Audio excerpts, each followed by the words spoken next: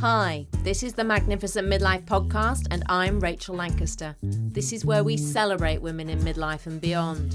We challenge the status quo and bash those negative stereotypes about being an older woman. We're not over the hill at 40, 50, 60. We're just getting started.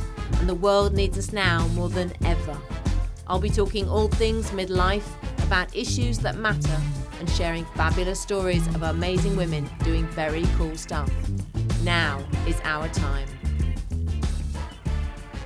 Hello and welcome to the summer season again. And this is the very middle of my summer season, and I thought it was about time that you had a solo episode. I am going to be talking about some of the things that are going on in my world at the moment, and I am going to have a bit of a rant, I'm afraid. So if you're not in the mood for a Rachel rant, you might want to go and switch on to another podcast episode. But I do need to talk about some things that have been really annoying me. It's all about menopause and gendered ageism, as you might expect. I'm 56 now. 15 years post-menopause? And I thought that by now I could have moved on from menopause.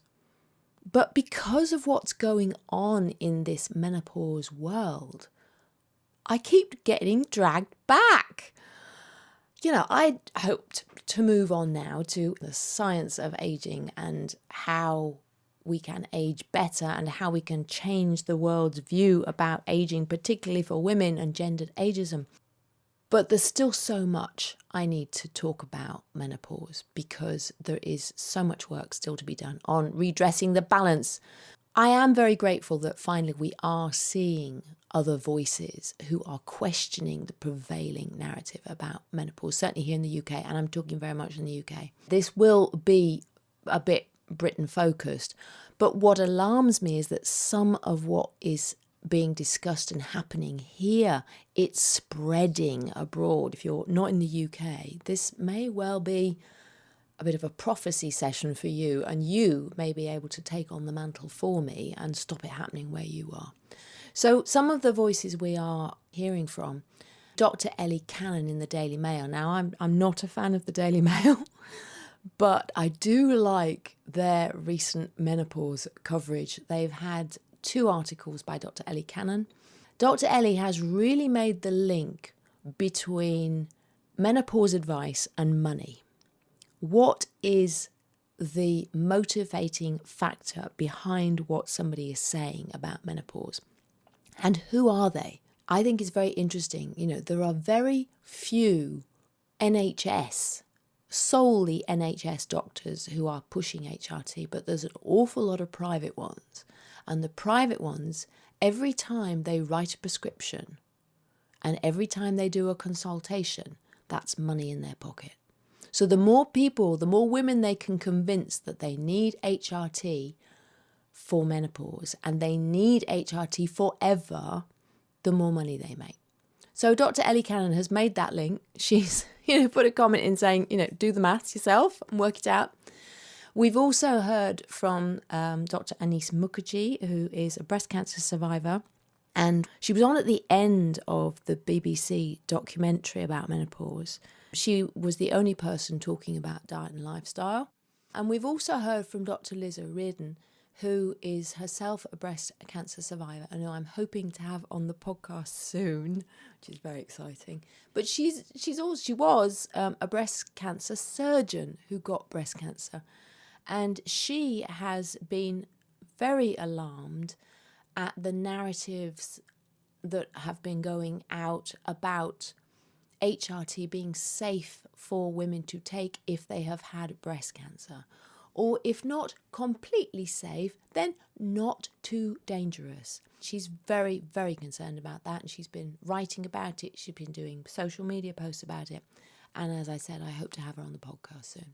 So we are seeing some more narratives out there, but there is still so much negativity and this idea of a deficiency, that we are hormone deficient when we go through menopause.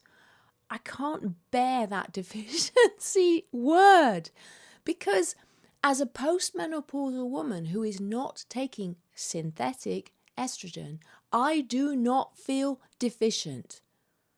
And if we allow the world to see women post-menopause who are not so-called replacing the hormones they've lost, we're actually supposed to lose those hormones, so we're not replacing, we're just having. But if we persuade the world that we can't function, we can't be vibrant, engaged, clever, magnificent women in the second half of our lives without topping ourselves up with a plethora of synthetic hormones, okay, there's only 3, but plethora, then what does that tell the world about older women? This is what really upsets me, because I am not going to be told that I'm in any way less because I don't have these hormones in my body. I am supposed to not have these hormones in my body. I like not having these hormones in my body. And, I'm always saying estrogen doesn't go away completely. The body still creates estrogen. It's just in a lesser amount and a different kind.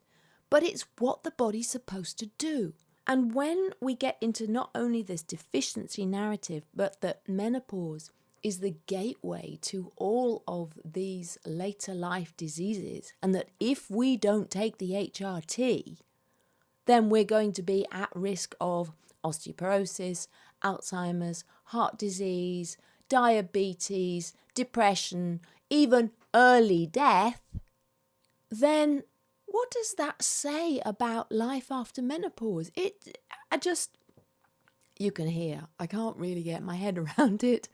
And I haven't quite got my argument crystal clear yet. But I always go back. I go back to 2 things in my head. I go back to the whales, who go through menopause and then become the leaders of their pods. It's a matriarchal society. The younger male whales, they die off, but not the female ones. We are of more value to society as leaders than as breeders when we go through menopause. And if you look at indigenous societies, and if you look at other cultures, when women stop being fertile, their status rises exponentially. In indigenous societies, a woman often experiences very little in terms of symptoms of menopause other than a cessation of periods, because she might be looking forward to it because of that status change, because she's fed up of bleeding every month, because she's fed up of, having to have responsibility for all the children she's producing. She's free of all of that. She's free of any hormonal roller coaster that she may have experienced month to month. So then there's the whales. I moved on to indigenous societies there. You can see I'm getting a little excited about my topic. But the other thing that I go back to is the blue zones. So in the blue zones, which are the places around the world where people, men and women, live to a great age and they live very healthy lives and they have a healthy older age. And women especially, they're living into their hundreds. Well, guess what? They didn't need HRT to get them there. They don't have HRT. It's about their diet, it's about their lifestyle, and it's about their mindset and their social interaction. They celebrate their age. They celebrate every day they're on the planet. They're full of joy and exuberance, and they have a very strong social network in real life, not online. Let's take inspiration from the whales and from the women in the blue zones.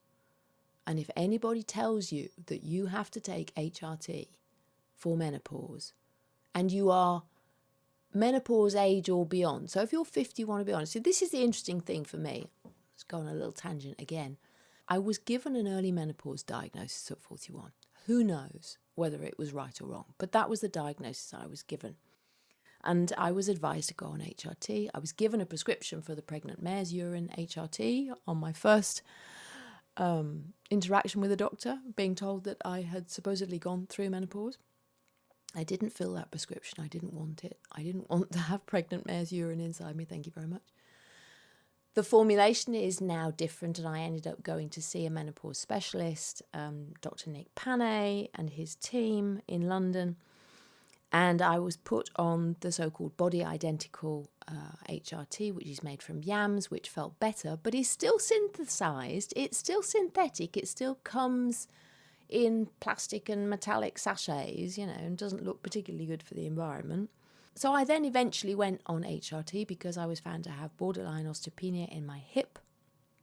And I thought, okay, suck it up, Rachel, because the narrative was, if you go through early menopause, that I should go on HRT until the time of average menopause age of 51. So that was always my plan. So I did replace the hormone. So I did have hormone replacement therapy until 51.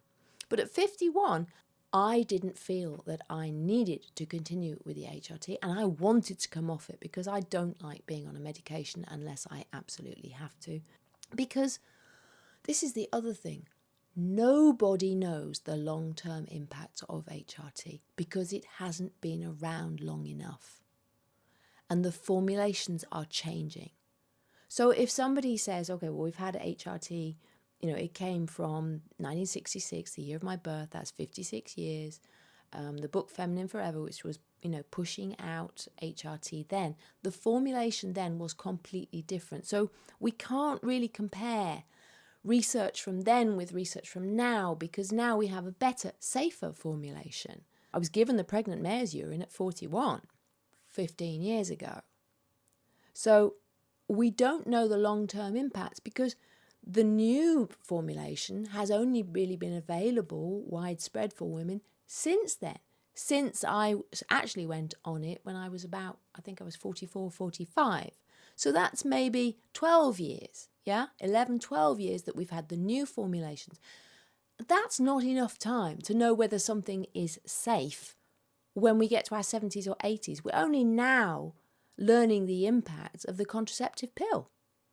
I'm the contraceptive pill generation. I went on it as soon as I legally could without my mother knowing. And then I went on it for quite some time. And who knows if that impacted my early menopause diagnosis? We just don't know. So when anybody tells you categorically that something is safe, please question that. Again, question, why are they telling you that? What do they stand to gain from telling you that? And is it true? I don't believe that we can possibly know what the impact will be on us. For example, myself now at 56, what will the impact of the HRT be when I'm 66, when I'm 76, when I'm 86? We can make some suppositions, we can, extrapolate things, we can say, yes, we think this is probable, but nobody can say categorically. I don't believe the deficiency narrative yet doesn't help older women, and I don't believe that the negativity around menopause helps us either, because if we believe it's going to be terrible, then it can become a self-fulfilling prophecy and it will be terrible. Whereas if we believe it's this amazing transformation that allows us to reconnect with who we are now and who we are becoming and embrace this amazing third chapter in our lives, then we may just, breeze through it. We may have some issues, but then we need to tackle them. I talk in the book about how I see menopause symptoms as the canary in the coal mine. I believe menopause really is a gift to us in midlife, because when our hormones start to change, our body is telling us that it can't process things in the same way and that we need to make changes. So if we make those changes, we can have a better experience of menopause. And many of these things are still not being talked about. What I believe is that there really is a cost to modern life. And I think there's a reason why menopause is much worse in the West than in other cultures. It's much worse in so-called developed cultures than perhaps not so developed cultures.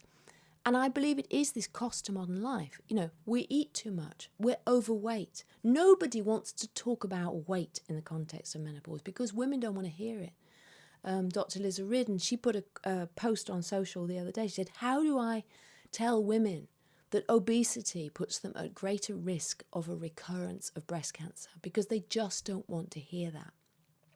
Well, women don't want to hear it about menopause. But if you are, hand on heart, overweight in midlife, you are likely to have a worse experience of menopause. It's your body telling you to do something about it. But women don't want to hear that.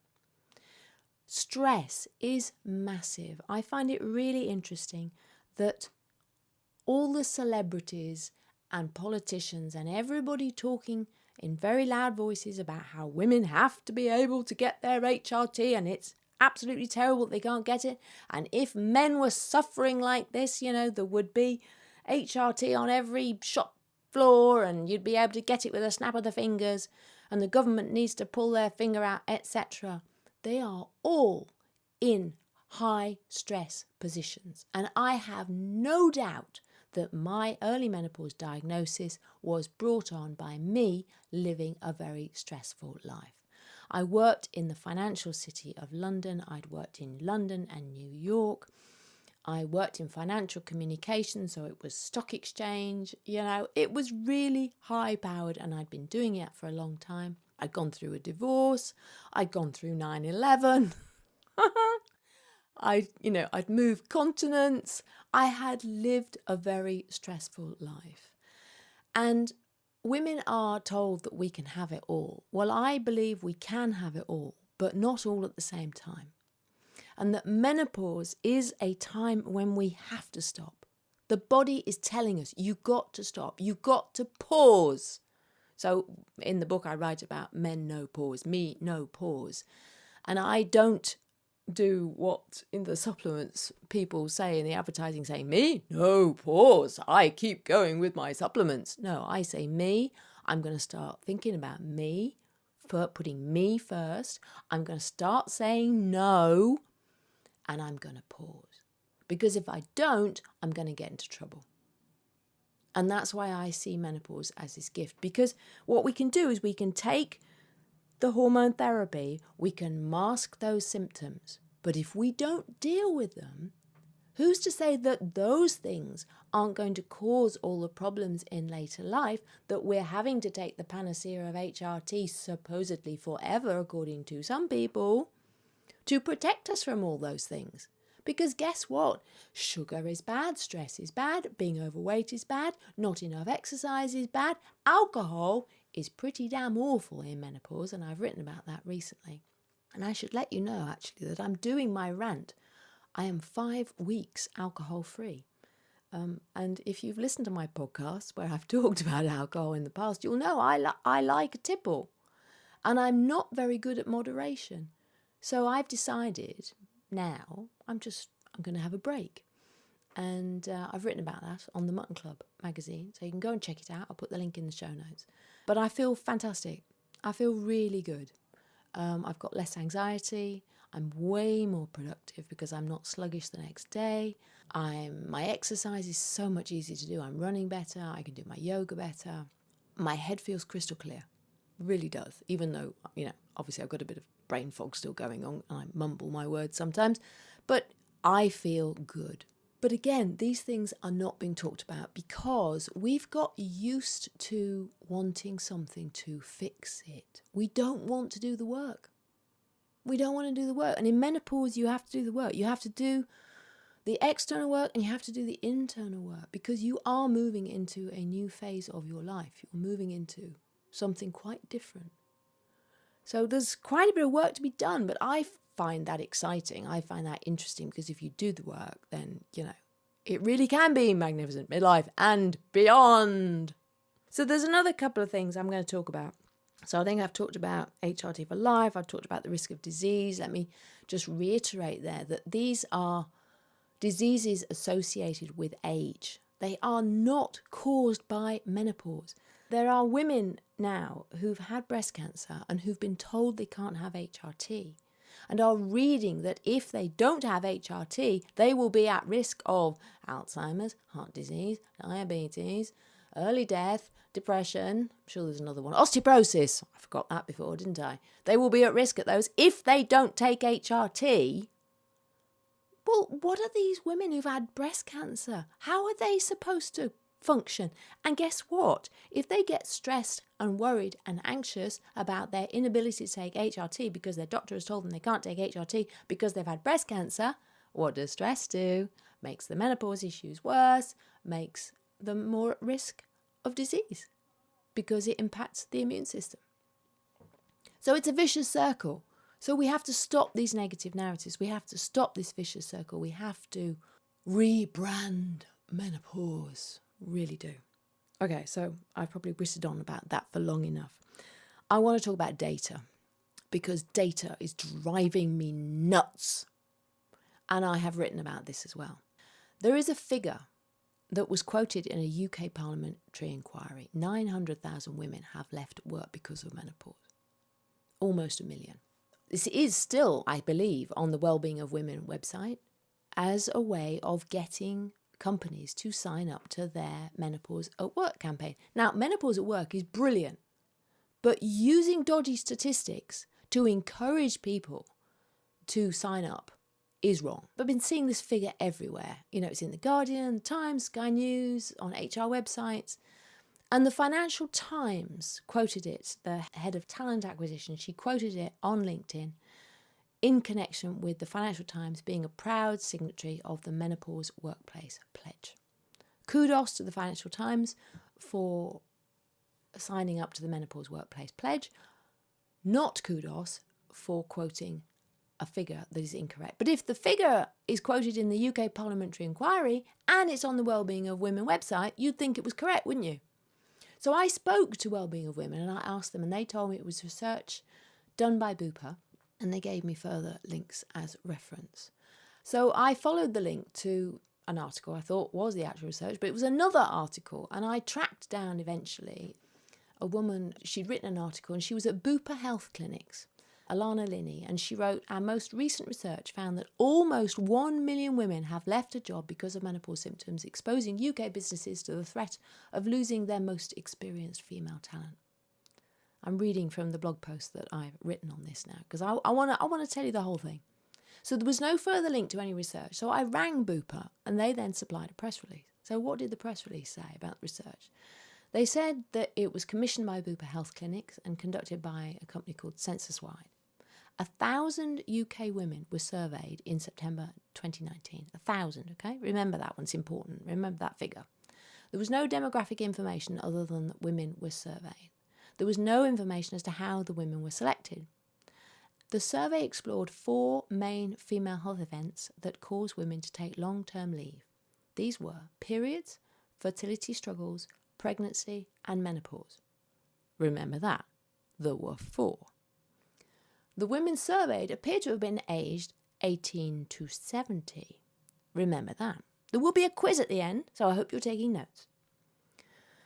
The survey press release reported only one finding specific to menopause. It said, women who have taken long-term absence from work because of menopause take an average of 32 weeks to accommodate their symptoms, which range from depression, anxiety, hot flushes, and mood swings. During this stage of life, which can start in a woman's early 40s, almost 1 million women have left their job completely. So according to the quote, what the survey actually found was this, that 4% of their total of 1,000 women had left their job completely during this stage of life. I asked Bupa about the question that was asked to reach the 4% figure, and I was told it was, have you ever left your job because one of these events became unmanageable alongside work?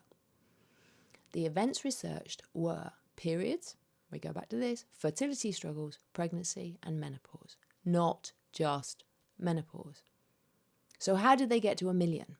It seems they used their 4% figure and they expanded it to include the entire UK population of women aged 18 to 70, spot the deliberate mistake, not just women of menopause age.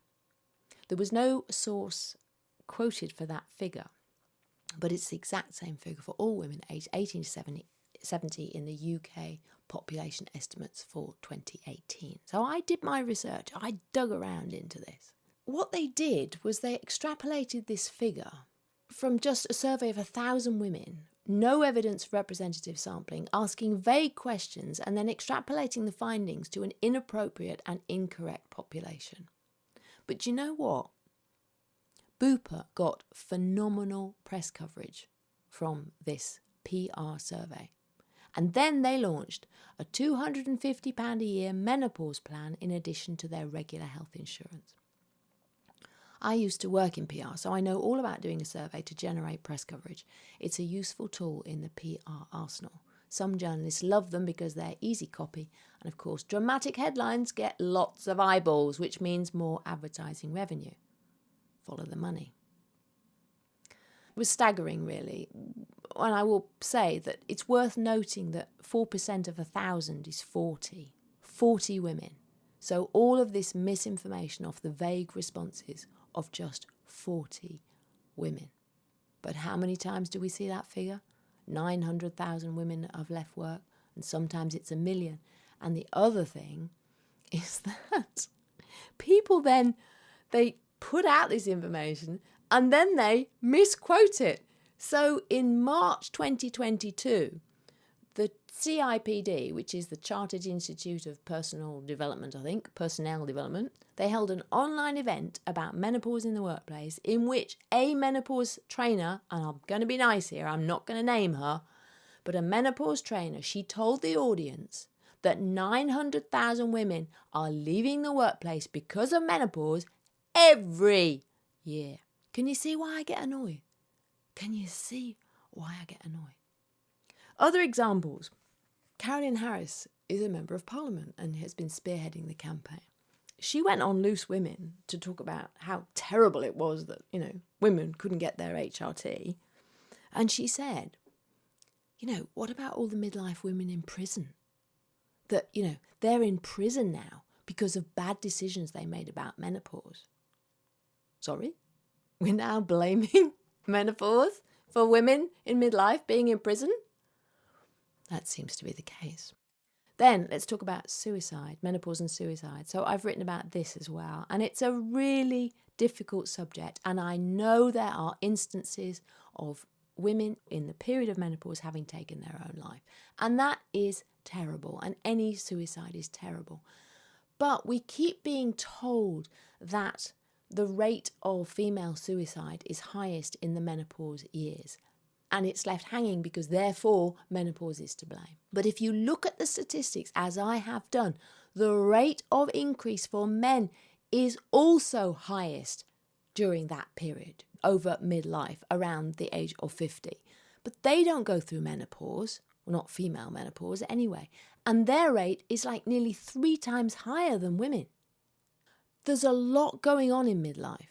There's empty nest syndrome, there's gendered ageism kicking in. We don't need to go there again, but obviously there is when, as I said on a podcast just this week, when women feel they need to dye their hair just to stay in work, let alone move jobs, there's something wrong with our society.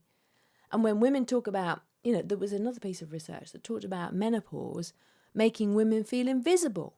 It's not menopause doing that, it's ageism doing that, and it's internalized ageism because we tend to buy into the fact that our value decreases as we get older and we shrink. We don't take up space. We don't become the big matriarch whale leading our pods. We shrink back into the background.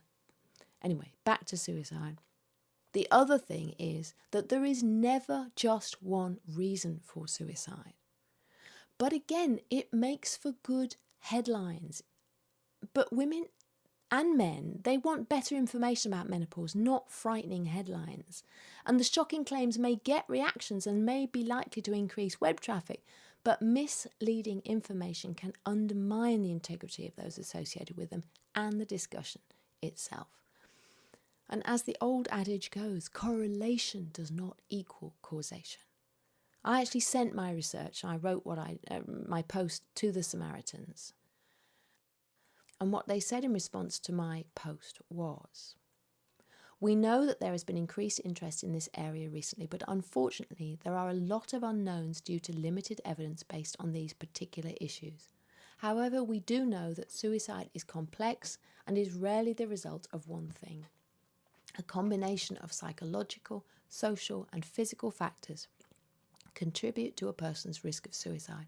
And it's important that we don't oversimplify the reasons why somebody might take their life, as it can impact vulnerable people. We get back to the concept of ideation there. If we tell women that menopause is a time when they may well feel suicidal, then they may well feel suicidal. And that's what really worries me. That is why I get up on this soapbox and I rant, because women deserve better. And while some women may commit suicide, there could be all sorts of other reasons. And guess what? And this is going to sound really awful, but it may help the people left behind to have menopause as the reason. Because then they don't need to deal with all the other stuff that might have been going on. If menopause can be blamed, in the same way that we don't need to address our lifestyle issues, then the people left behind, the loved ones, don't need to deal with what else was going on. So there's a lot happening, there's a lot going on. But we have to be so careful with data. We have to go back to the source. Dr. Nigat Arif, who has done amazing work on raising awareness of menopause, she throws out information that isn't verifiable. Again, on live TV, it was on breakfast television, on ITV, and it was the menopause bus recently. She said that 1 in 4 women contemplate suicide because of their menopause symptoms. There is no research on that. I don't know where it comes from. Does it come from a recent survey that actually 1 in 4 women said they contemplated leaving work? Did she get it muddled between leaving work and suicide? I called her out on Twitter. She didn't respond. But this is why I am still stuck in menopause, because I just can't bear this level of misinformation, this level of cavalier attitudes towards data and towards giving women the information that they need, and to sometimes just making shit up because it suits a certain narrative. This has been a Rachel rant, hasn't it? This has been a really big Rachel rant. One woman's negative experience of menopause, whether they are a politician, a celebrity, someone who's taken their own life, their negative experience of menopause does not have to become the blueprint for the rest of us. So I would urge you all, be suspicious about what you hear. Stay curious and decide what narratives work for you. If you want to go with my whale narrative, then you come along and go with my whale narrative. And let's have this army of magnificent postmenopausal women changing the world. And let's empower younger women to know what's coming for them so that they're prepared, not scared about menopause. They know what they can do to make their menopause experience better. They can embrace this period of deep transformation as something positive that's going to make them grow into the next iteration of who they were always meant to be. If you've listened all this way through, thank you for listening to me rant. I have gone off on one, haven't I? But can you see why I still get so passionate about this? I'm thinking now, is there anything I've left out? Yes. I don't think I've talked about the business of menopause yet, have I? No. Okay, so I'll do this quickly. Let's just finish up. So, a July 2022 report found that the global menopause market size is expected to reach $24.4 billion by 2030. And it's expected to expand at a compound annual growth rate of 5.29% from 2022 to 2030. There are an awful lot of people who want to make an awful lot of money out of women going through menopause. The Female Founders Fund conducted research concluding that responding to the needs of women experiencing menopause is a $600 billion opportunity for companies. We're just another way for people to make money. Menopause and menopausal women, let's just milk them for every penny they're worth. Let's tell them they're broken and that they need fixing. And if they need fixing, we can sell them products to fix them. Whereas actually, what most women need to do is fix their diet, fix their lifestyle, change their mindset, don't succumb to ageist narratives, do lots more exercise. Did I say that already? Do weight-bearing exercise for their bones and muscles, do aerobic for their heart, do yoga or Pilates to stretch out all of those muscles, stay engaged with the world, believe that they are magnificent. We don't need products. We don't need menopause skincare. We have skincare for older skin. That's fine. It's enough. We don't need menopause skincare. There are products on the market. I interviewed the founders of Cucumber Clothing, with nice natural fabrics that we can wear if we're suffering from a hot flush. But we need to think about why we're having a hot flush. Are we drinking too much caffeine? Are we having too much sugar? Are we drinking too much alcohol? Are we too stressed? $600 billion market opportunity for companies. And who is it that makes lots of money when they sell us lots of HRT? The drug companies and the private doctors. Oh, I'm having a hot flush just thinking about all this. So if you refuse to be a marketing opportunity, I mean, do we have a 600 billion marketing opportunity for companies for puberty? Menopause is puberty in reverse. I'm sorry, but that's all it is. Yes, it may be difficult. I am acknowledging it can be difficult, but there are reasons, as I hope I have expressed in this podcast, as to why that might be the case. Oh, I feel good getting this all off my chest. I really do. So, before I witter on into oblivion, please go buy the book. Seriously, I don't have a publisher, so all of the marketing is by me. I have put all of this into the book. The book is Magnificent Midlife, Transform Your Middle Years, Menopause and Beyond. Whether you're in menopause, post-menopause, it is totally relevant to you. It is about making your magnificent midlife and beyond. Please go and buy it. There's an ebook or an audiobook that you can get on my website, magnificentmidlife.com/book. The audiobook is narrated by me. There is a paperback, obviously, which is in all major online bookstores, but Amazon is the fastest. So even if you don't like Amazon, just, I sucked it up with HRT. Just suck it up with Amazon and just get it, because it's really, really good. Or you can buy the ebook or the audiobook direct from me. Please tell your friends about it, because I'm still in menopause, because there is still so much work to be done. And while I am delighted we're talking more about it, we're saying the wrong things. The wrong things are the ones that are being shouted loudest. The small voices have to come through too, so we get the balanced picture. And you guys know, I took HRT. I've told you I took HRT, but I took it as hormone replacement therapy. I took it to replace the hormones I should have had up to average menopause age of 51. And I feel great. Honestly, I feel great. I won't talk about estrogen being the biddable hormone. I think it's the one that makes us more compliant.